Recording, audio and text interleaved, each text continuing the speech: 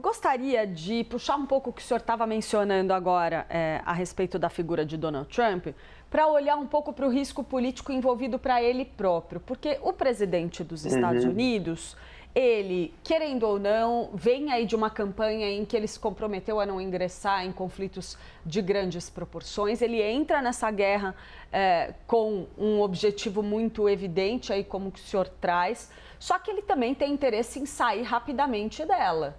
Porque o risco envolvido para ele, até eleitoral, dentro dos Estados Unidos, claro que ele não vai disputar um outro mandato, mas falando aí da biografia dele, da ideia de se construir uma sucessão, isso pode ter um efeito significativo para ele, porque um risco ali de, por exemplo, a gente ter mortes de militares americanos com ataque a bases americanas ali no Oriente Médio, por exemplo, que é uma das ameaças, um dos riscos que está colocado no ar. Isso poderia aí impor um desgaste político também expressivo ao presidente americano, não? Clarissa, tua pergunta é muito oportuna. Eu entendo que ele calculou esse risco, sim. E sem dúvida nenhuma que a morte de soldados americanos será debitado na conta dele caso isso ocorra. Mas talvez seja isso que ele queira, em certa medida, porque ele vai ter a justificativa plena para mover uma guerra, para efetuar uma mudança de regime. E assim ele vai ter o apoio bipartidário no Congresso e vai ter apoio de boa parte da população americana. Porque o Irã é visto por boa parte da sociedade americana como um inimigo visceral. Não há uma simpatia pelo Irã no meio da sociedade americana.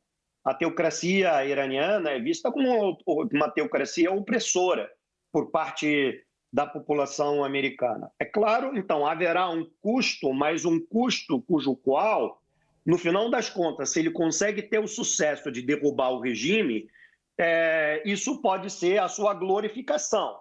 É claro que há um risco, não há uma guerra sem assumir um risco, mas Donald Trump é como uma figura um pouco, digamos, especial, vamos dizer assim, para não dizer distópica.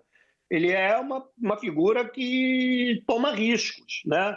Então, como a gente está vendo, ele basicamente está construindo um sistema internacional em que as regras valem pouco, o direito internacional também vale pouco.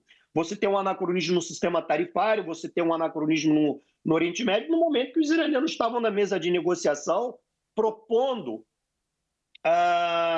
flexibilizar seu programa nuclear e propondo fazer concessões. Então, no fundo,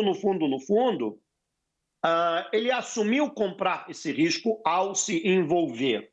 E ele sabia das consequências. Ele sabe que os iranianos podem retaliar. Não é que ele decidiu fazer esse ataque e ele conta que os iranianos não vão retaliar. Ele está preparando a etapa subsequente, pós-retaliação, e qual vai ser a dimensão da ação militar americana pós-retaliação. Porque um Estado como os Estados Unidos, que tem um arcabouço securitário muito bem elaborado, com o Pentágono, Conselho de Segurança Nacional, Agência Central de Inteligência, entre outras tantas, já fizeram um planejamento para as 2 ou 3 etapas sucessivas de engajamento militar com o Irã. Não é? Eles estão aguardando agora a porrada para ver o que talvez podem fazer. Eles já estão estimando aonde são os possíveis contra-ataques do Irã, quais são os eventuais possíveis danos e quais são os possíveis contra-ataques ao contra-ataque iraniano. E, paralelamente a isso, a diplomacia americana está negociando os alvos. É importante entender isso. Não é que eles estão aguardando sem agir no campo diplomático, eles estão forçando os iranianos a voltarem à mesa em troca de, eventualmente, mais à frente, levantarem algumas sanções. Ou, eventualmente, na troca de indicarem quais são possíveis alvos que eles podem atacar sem ter um contra-ataque americano, que seria amortizado, como quando os Estados Unidos eliminaram Qasem Soleimani, que é membro da guarda, um general da Guarda Revolucionária Iraniana, chefe da brigada de Al-Quds, eles coordenaram o contra-ataque iraniano, que foi numa base de Bir al-Assad, no Iraque, e que não teve, enfim, basicamente morte de nenhum soldado, porque os americanos sabiam o horário do ataque e evacuaram a base. Isso foi coordenado. Então pode haver algo, digamos, nesse sentido com os iranianos.